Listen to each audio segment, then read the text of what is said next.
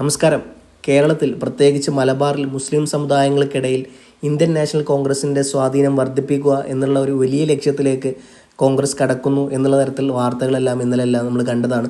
മുഖ്യധാര മാധ്യമങ്ങളെല്ലാം ഇത് റിപ്പോർട്ട് ചെയ്യപ്പെടുകയും ചെയ്തിട്ടുണ്ട്. ഈ പുതിയ നീക്കത്തിന് പുതിയൊരു ഓർഗനൈസേഷൻ കോൺഗ്രസ് രൂപീകരിക്കുന്നു എന്നുള്ള വാർത്തയും പുറത്തു വരുന്നുണ്ട്. ഇതിനായി ദേശീയ മുസ്ലിം ബ്ലോക്ക് അഥവാ നാഷണൽ മുസ്ലിം ബ്ലോക്ക് രൂപീകരിക്കാൻ കോൺഗ്രസ് തീരുമാനിക്കുന്നു എന്നുള്ള തരത്തിലേക്കാണ് കാര്യങ്ങൾ പുറത്തോട്ട് പോകുന്നത്. ഇതിൻ്റെ ഒരു പ്രധാനപ്പെട്ട കാരണം മലബാറിലെ മുസ്ലിം സമുദായത്തിനിടയിൽ മുസ്ലിം ലീഗ് പ്രബല ശക്തിയായി നിൽക്കുന്നുണ്ട്. അതേപോലെ തന്നെ പലപ്പോഴും അത് കാരണം കോൺഗ്രസിൻ്റെ ശക്തി ചോരുന്നുമുണ്ട്. അപ്പോൾ മുസ്ലിം സമുദായത്തെ കൃത്യമായി ഒരു ബ്ലോക്ക് ആയിക്കൊണ്ട് തന്നെ ഈ ഒരു നാഷണൽ മുസ്ലിം ബ്ലോക്കിലൂടെ കോൺഗ്രസിലോട്ട് എത്തിക്കുക എന്നുള്ള വലിയൊരു മുന്നേറ്റത്തിലാണ് കോൺഗ്രസ് ഇപ്പോൾ ചുക്കാൻ പിടിക്കുന്നത്. ഇതിന് ഈ ഒരു പ്രോഗ്രാമിന് അല്ലെങ്കിൽ ഈ ഒരു നേതൃത്വത്തിന് ചുക്കാൻ പിടിക്കുന്നത് മറ്റാരുമല്ല, നിലവിലെ നൗഷാദ് അലി MLA ആണ്. അതൊരു അഭ്യൂഹങ്ങൾ മാത്രമാണ്, ഔദ്യോഗികമായി സ്ഥിരീകരിച്ചിട്ടില്ല. എന്നിരുന്നാൽ പോലും അദ്ദേഹത്തിൻ്റെ നേതൃത്വത്തിലായിരിക്കും ഈ ഒരു പ്രോഗ്രാമിലോട്ട് കോൺഗ്രസ് കടക്കുക എന്നുള്ള കാര്യം പറയുന്നുണ്ട്. മാത്രമല്ല, ദേശീയധാരയിൽ ഉറച്ചു നിൽക്കുന്ന കോൺഗ്രസിലെ മുസ്ലിം പാരമ്പര്യം ഉയർത്തിപ്പിടിക്കുന്നതിൻ്റെ ഭാഗമായിട്ട് കൂടിയാണ് ഇക്കാര്യം എന്ന് പറയുമ്പോഴും പക്ഷേ അടിത്തട്ടിൽ നമ്മൾ നോക്കിക്കഴിഞ്ഞാൽ അത് മാത്രമല്ല, പലപ്പോഴും മലബാറിൽ പറയപ്പെടുന്നത് ലീഗിൻ്റെ സപ്പോർട്ട് ഇല്ലെങ്കിൽ കോൺഗ്രസ് ജയിക്കില്ല, ലീഗ് ഒറ്റയ്ക്ക് നിന്നാൽ പോലും ലീഗിന് ജയിക്കാനുള്ള കഴിവ് മലബാറിൽ പല ഏരിയയിലും ലീഗിനുണ്ട് എന്നുള്ളതാണ്. അപ്പം ആ ഒരു സാധനം അവിടെ ഇരിക്കുമ്പോൾ ലീഗിനെ ഇൻഡിപെൻഡൻറ്റ് അല്ലെങ്കിൽ ലീഗിനെ ഡിപ്പെൻഡ് ചെയ്തുകൊണ്ടാണ് പല ഭാഗത്തും മലബാറിൽ കോൺഗ്രസ് ജയിക്കുന്നത് എന്നുള്ള വലിയ സത്യം ഉണ്ട്. അപ്പോൾ അതിനെ മറികടക്കുക എന്നുള്ള ഒരു കൃത്യമായ ബോധത്തോടു കൂടിയാണ് കോൺഗ്രസ് ഇത്തരത്തിലൊരു നീക്കത്തിലോട്ട് നീങ്ങുന്നത്. ഇതിന് കോൺഗ്രസ് എടുക്കുന്നൊരു ഭാഗം എന്ന് പറഞ്ഞു കഴിഞ്ഞാൽ പ്രമുഖ സ്വാതന്ത്ര്യ സമര സേനാനിയായിരുന്ന മുഹമ്മദ് അബ്ദുറഹ്മാൻ സാഹിബ് അദ്ദേഹത്തിൻ്റെ ഒരു കൂട്ടായ്മ രൂപീകരിച്ചിട്ടാണ് ഇത്തരത്തിലുള്ളൊരു കാര്യത്തിലോട്ട് കോൺഗ്രസ് കടക്കുന്നത്. മാത്രമല്ല, സ്വാതന്ത്ര്യ സമര കാലത്ത് മുഹമ്മദ് അബ്ദുറഹ്മാൻ സാഹിബിൻ്റെ ഒരു പത്രം ഉണ്ടായിരുന്നു, അല്ലമീൻ എന്നായിരുന്നു ആ പത്രത്തിൻ്റെ പേര്. അപ്പം ഈ അല്ലമീൻ്റെ ഒരു ഇവൻ്റ്, ഒരു പരിപാടി ഇന്നലെ നടന്നിട്ടുണ്ടായിരുന്നു. അപ്പം ആ പത്രത്തിൻ്റെ ഭാഗമായിട്ട് അല്ലമീൻ പത്രം വീണ്ടും വായിക്കപ്പെടുന്നു എന്നുള്ളൊരു തലക്കെട്ടോടു കൂടിയുള്ള പ്രോഗ്രാമിൽ കോൺഗ്രസിൻ്റെ പല നേതാക്കന്മാരും പങ്കെടുത്തു എന്നുള്ള വാർത്തകളെല്ലാം നമ്മൾ കണ്ടതായിരുന്നു.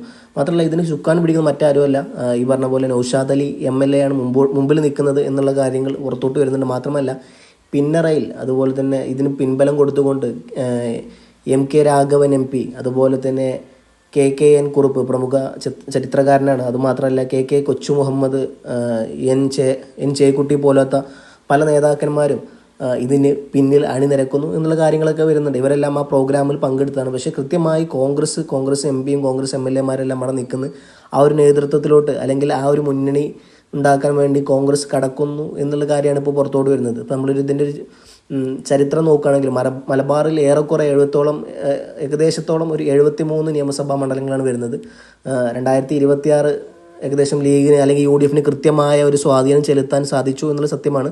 2021 തെരഞ്ഞെടുപ്പ് നോക്കുകയാണെങ്കിൽ ഏകദേശം 73 സീറ്റുകളിൽ 50 എണ്ണവും LDF-ന് ആയിരുന്നു കിട്ടിയത് എന്നുള്ള ഏറ്റവും വലിയൊരു സത്യം അവിടെ കിടക്കുന്നുണ്ട്. എന്നാൽ 2026 ഇത് വെറും 12 ചുരുങ്ങി എന്നുള്ള സത്യം നമ്മളെ മുമ്പിൽ കിടക്കുന്നുണ്ട്. കാരണം 2021 രണ്ടാം വട്ടം പിണറായി വിജയൻ സർക്കാർ നേതൃത്വം കൊടുത്തു പോകുമ്പം 2026 അതിശക്തമായ ഭരണവിരുദ്ധ വികാരവും അത് കൃത്യമായി മുതൽക്കൂട്ടാക്കാൻ സാധിച്ചു എന്നുള്ള സത്യമുണ്ട്.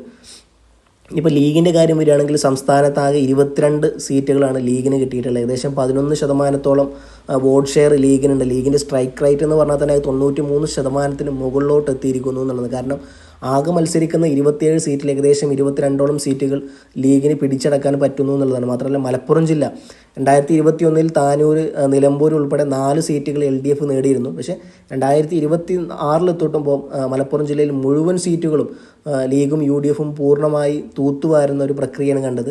മാത്രമല്ല, ഇത് ചരിത്രത്തിൽ വലിയ തരത്തിലുള്ള മുന്നേറ്റമാണ്. CPM-ൻ്റെ കോട്ടയായ പേരാമ്പ്രയിൽ LDF കൺവീനറായ TP രാമകൃഷ്ണനെ പരാജയപ്പെടുത്തി ഫാത്തിമ തെഹലിയ മുസ്ലിം ലീഗിൻ്റെ ചരിത്രത്തിലെ ആദ്യ വനിതാ MLA ആയി തിരഞ്ഞെടുക്കപ്പെട്ട ഒരു ഇലക്ഷൻ കൂടിയായിരുന്നു 2026 ഇലക്ഷൻ.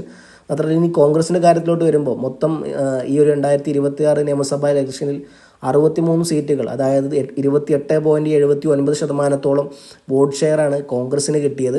അതിൽ തന്നെ കോഴിക്കോട് ജില്ല കഴിഞ്ഞ 2 പതിറ്റാണ്ടായി ഏകദേശം 20 വർഷത്തോളമായി കോഴിക്കോട് ജില്ലയിൽ ഒരു MLA ജയിപ്പിക്കാൻ കോൺഗ്രസ്സിന് കഴിഞ്ഞിരുന്നില്ല എന്നുള്ളതാണ്. പക്ഷേ 2021 11 സീറ്റുണ്ടായിരുന്ന LDF-ന് ഇപ്രാവശ്യം ഒരൊറ്റ സീറ്റിലോട്ട് മുഹമ്മദ് റിയാസിൻ്റെ സീറ്റിലോട്ട് മാത്രമായി ഒതുങ്ങേണ്ടി വന്നു എന്നുള്ളതാണ്.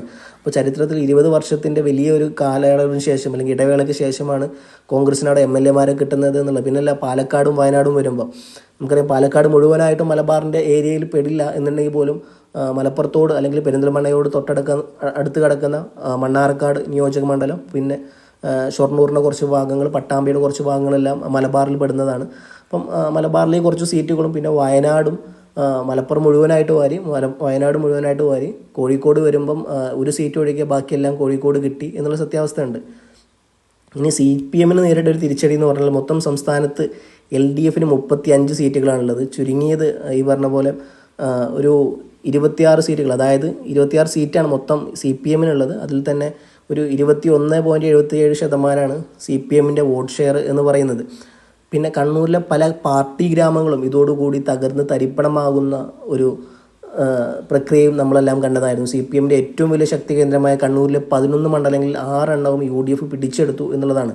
1967 ശേഷം ആദ്യമായാണ് പയ്യന്നൂർ മണ്ഡലത്തിൽ CPM പരാജയപ്പെടുന്നത് പോലും.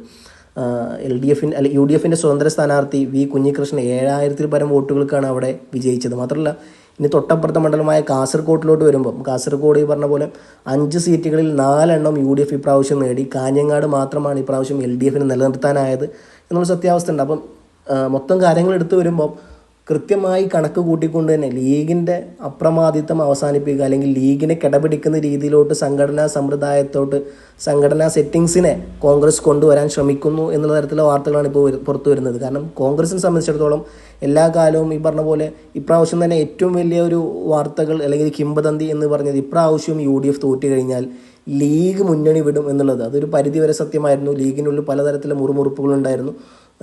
10 വർഷത്തോളമായി പ്രതിപക്ഷത്ത് നിൽക്കുന്നു, സമുദായ വോട്ടുകൾ ലീഗിൽ നിന്ന് പോകും എന്നുള്ള പലതരത്തിലുള്ള വാർത്തകൾ വന്നായിരുന്നു. അപ്പോൾ അതിന് കൃത്യമായ സമുദായ വോട്ടുകൾ അവിടെ നിൽക്കണമെന്നുണ്ടെങ്കിൽ ഭരണം കിട്ടുന്ന ഭാഗത്തോട്ട് മാറണം എന്നായിരുന്നു ആ കാര്യം പറഞ്ഞിരുന്നത്. പക്ഷേ ഒരു പരിധിവരെ നടന്നില്ല. പക്ഷെ എന്നിരുന്നാൽ പോലും പല നേതാക്കന്മാരും മുന്നണി വിടും എന്നുള്ള കാര്യങ്ങൾ പറഞ്ഞായിരുന്നു. മുന്നണി വിടണം എന്നുള്ളത് ലീഗിനുള്ളിൽ വലിയ തരത്തിലുള്ള ചർച്ചാ വിഷയത്തിലോട്ടും പോയായിരുന്നു. അതിൻ്റെ ഭാഗമായി പലപ്പോഴും CPM പല നേതാക്കന്മാരും ലീഗിനെ സ്വാഗതം ചെയ്യുന്നതെല്ലാം നമ്മൾ കണ്ടതായിരുന്നു. അപ്പോൾ എന്തായാലും അത് ലീഗ് എപ്പോൾ വേണേലും മുന്നണി വിടാം എന്നുള്ളൊരു ബോധം കോൺഗ്രസ്സിന് ഉണ്ടായിട്ടുണ്ട്. അതുകൊണ്ട് മാത്രമല്ല കോൺഗ്രസിൻ്റെ നിലനിൽപ്പിൻ്റെ ഒരു ഭാഗം കൂടിയാണിത്. അപ്പം അതിൻ്റെ ഭാഗമായി കോൺഗ്രസ് മലബാറിൽ UDF ഭാഗമായി നിൽക്കുന്ന ലീഗിന് അപ്പുറത്തോട്ട് INC ഇന്ത്യൻ നാഷണൽ കോൺഗ്രസിൻ്റേതായ ഒരു സംഘടനാ സെറ്റപ്പ് കൊണ്ടുവരാൻ ശ്രമിക്കുന്നു എന്നുള്ളതാണ്. അപ്പം വരും ദിവസങ്ങളിൽ കാത്തറിയണം ഇതിന് എത്തരത്തിലായിരിക്കും ലീഗിൻ്റെ മറുപടി എന്നുള്ളതും. അതുമാത്രമല്ല കോൺഗ്രസിന് ഇതിന് സാധിക്കുമോ എന്നുള്ളതും വലിയ തരത്തിലുള്ള ആകാംക്ഷ നിൽക്കുന്നതാണ്. മാത്രമല്ല ഇതിനും ബദലായി ഇനി CPM എങ്ങനെ നീങ്ങും എന്നുള്ളതും വലിയ തരത്തിൽ ചർച്ചാ വിഷയമാവുന്ന ഒന്ന് തന്നെയാണ്. എന്തായാലും വരും ദിവസങ്ങളിൽ കാത്തിരുന്ന് കാണാം ഈ വിഷയങ്ങളുടെ എല്ലാം നീക്കങ്ങൾ എങ്ങനെയായിരിക്കും എന്നുള്ളത്.